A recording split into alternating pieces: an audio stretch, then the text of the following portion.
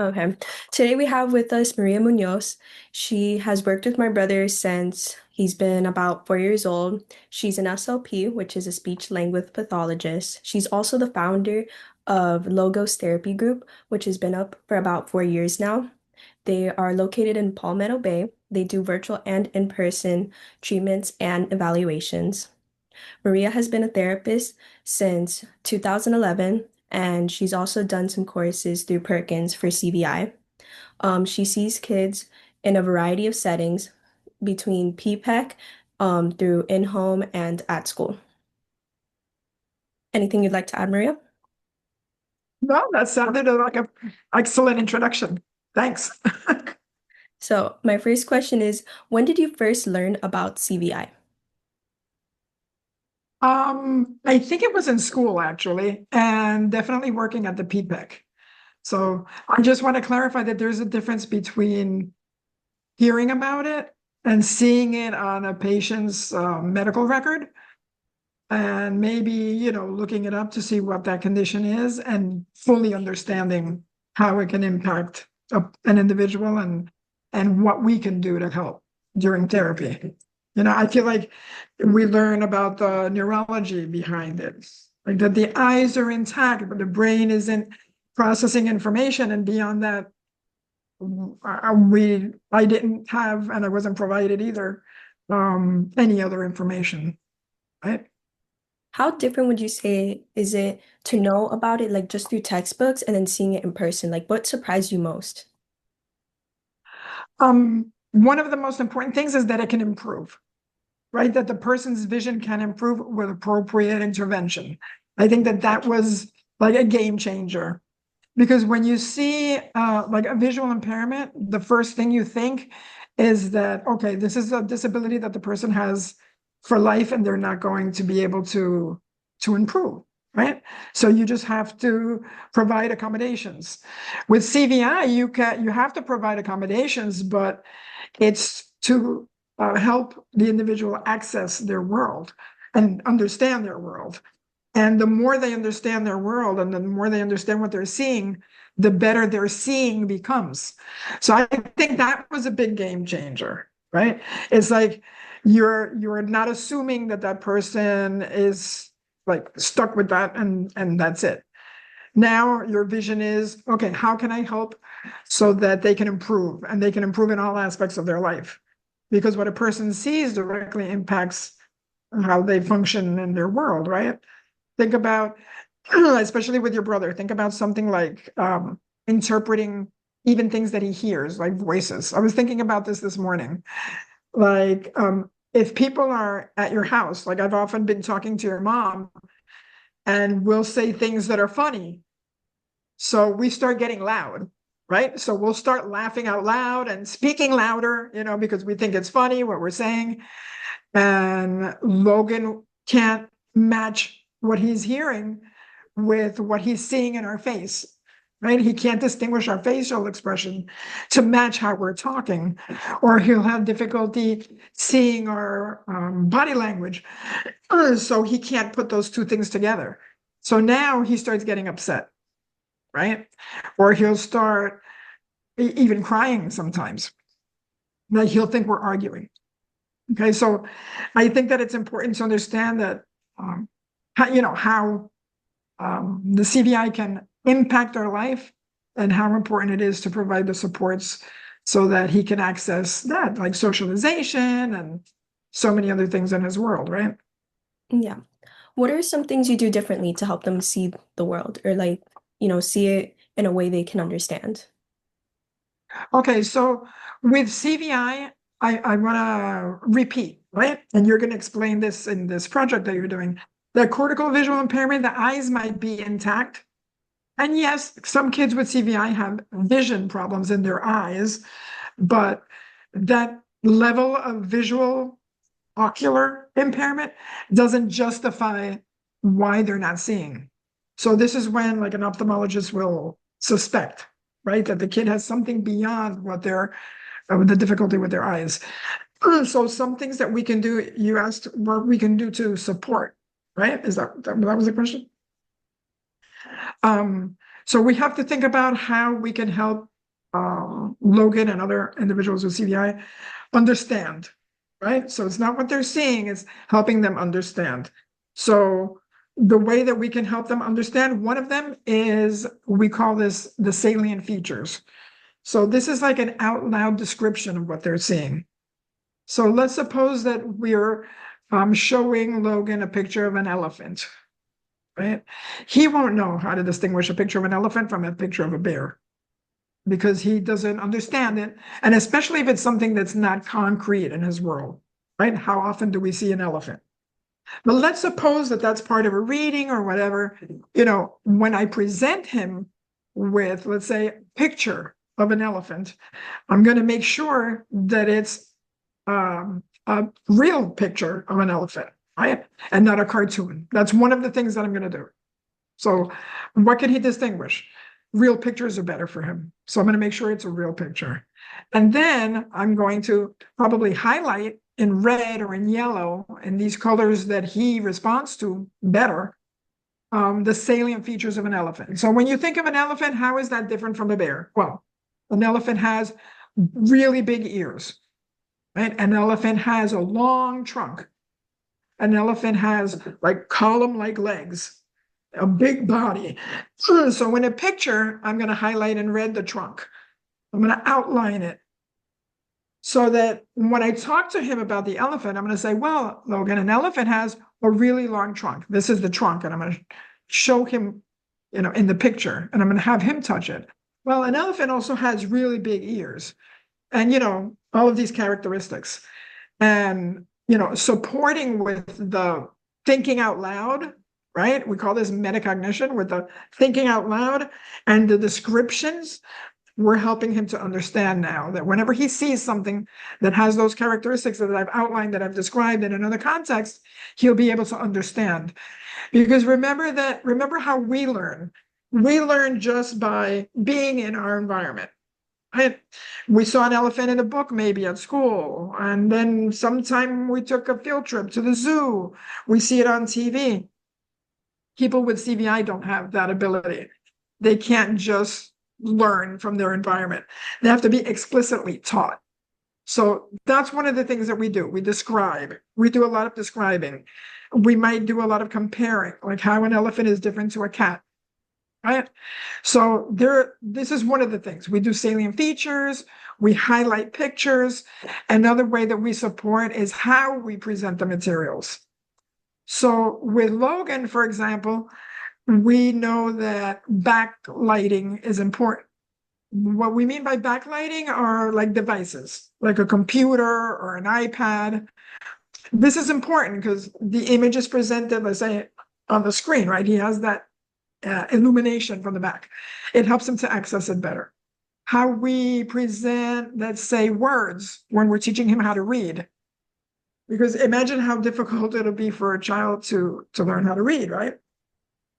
When we present words, we're going to present words maybe with a black background. And the words are going to be in yellow because of this contrast, right? But it's not so, the contrast isn't really the trick here, as having a background that doesn't have clutter, right? Having a background, by clutter, we mean that there's not a lot going on. We have to make it as simple as possible so that he can focus on the thing that he needs to focus on, whether it be an image or a word, right? Activities that can help him also with his motor difficulties. Because remember, a lot of kids with CVI also have other things going on, right?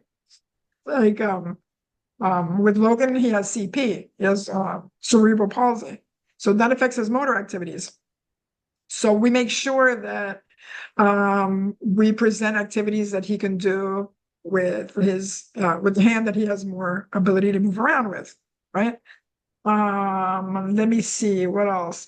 We make sure that we present his materials in an environment where there's not too much going on. So it's not just what's going on, what's the clutter visually, it's also the environmental clutter.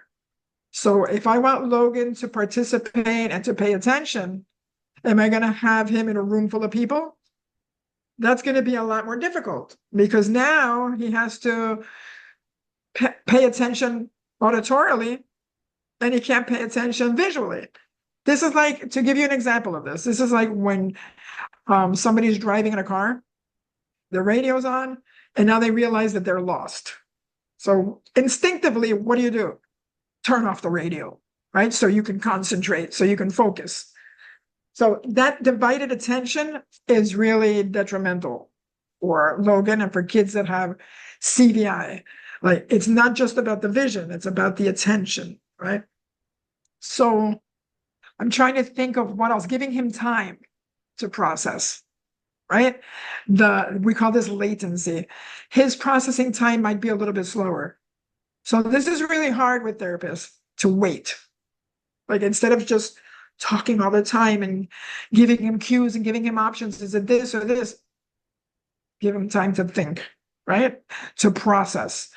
Let's see, we did about the movement, the color, I think basically those are, I'm sure there are a lot that I'm forgetting, but those are a lot of ways that we adapt his materials.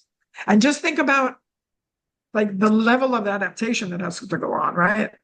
Yeah. This is everything you have to do this with. So here's where we have a problem with school. Okay, so now a child with CVI is placed in a classroom, and even if it's a special needs classroom, okay, can one teacher who's attending to so many kids adapt every single material that that child is going to need to be able to access the classroom? Most likely the answer is no. Like, schools don't have the resources to do that, right? And then the added difficulty is, let's suppose we have 2 kids with CVI in the classroom, 3 kids with CVI in the classroom. Each one is different now in their needs and where they are with their ability to interpret the world that they see, right? So now everybody shares similarities, but they're all different. And that's difficult. Like, we have the advantage, the therapists that treat Logan, that your mom is actively involved and that your mom is like the let's say the guidepost, right? The coordinator. She's the case manager in a sense, and she prepares a lot of materials. So this is a huge help for everybody else because now we can all use those materials and work together. But realistically, it's very, very, very difficult. Would you say there's like at least like 5 types of like adaptations or 5 specific ones that would help families at home? Like 5 ones that they should start doing already? Yes. First, reduce the visual clutter. That's number 1 on the list. Reduce also the sensory clutter.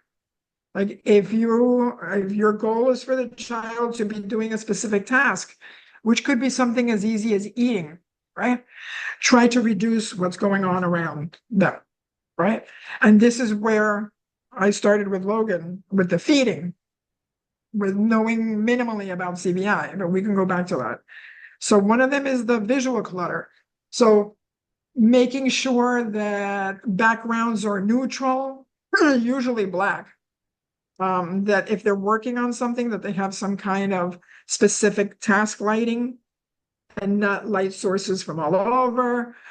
Making sure that the sensory environment is also reduced in clutter. Kids with CVI respond to movement.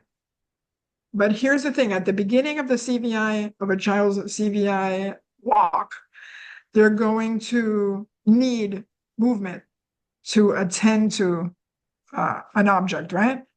But later, as they get better, now movement can start being an obstacle because a child with CVI is attracted to movement, so they can't not look, right? So people are going to say, okay, they're not paying attention. No, because they're paying attention to something that's moving. So now you have to be careful with a lot of movement that's going on in the environment, right? Reduce the movement. So the clutter, the auditory, and everything that's going on, the lighting and the light sources are important, color, A lot of kids are attracted to red and yellow against a black background, but other kids are attracted to blue, green, it's the parent. The parent is going to notice, oh, he likes toys that are a certain color. So paying attention to color is important. And just, I would say the last thing to do is continue to learn and be educated. Continue going on the CVI websites because there's new information every day, right? And just advocating. When a parent suspects that there's something off, they're usually right, and sometimes you just have to keep insisting until somebody listens. Because remember, CVI is probably the number one cause of vision impairment in this country, if not in the world, and it's highly undiagnosed, right? The statistics say something like 20% of kids with CVI are diagnosed. So that's 80% falling through the cracks, where parents are seeing something that's off, but we don't understand what, or being diagnosed as something else. What are Right? some sound So, words they yeah. you look for when suspecting maybe a child has CVI? Okay, so maybe they're not looking at your face. So now a lot of people are going to think, okay, it's autism. Well, kids with CVI have difficulty recognizing faces. So that might be one.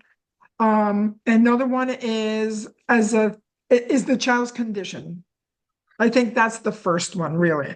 If a child has certain conditions or was born with certain conditions, you have to suspect CVI right away and then think, okay, he doesn't have. You can discard it later. But let's suppose a child is born with cerebral palsy. You need to suspect that there is brain damage there. So the visual pathways are going to be affected. So we have to suspect CVI. Now we start looking for the characteristics, right? So condition is important. If they had HIE, the hypoxic ischemic encephalopathy, lack of oxygen to the brain, right? If that happened to your child, then you have to suspect that there could have been some kind of damage in the visual pathways. Even though they can see, they're not going to be interpreting in their brain. So certain conditions, right? You can look them up, but any kind of genetic condition. So conditions like this, you have to suspect, okay, he could have CVI. Okay, then things like the one that I see most common is novelty. Novelty, like when a child cries when they're presented with a new toy or a new object. They cry or they fuss or they push it away and they refuse it consistently every time there's something new. And then it takes you 2 or 3 presentations for that child to later interact with it.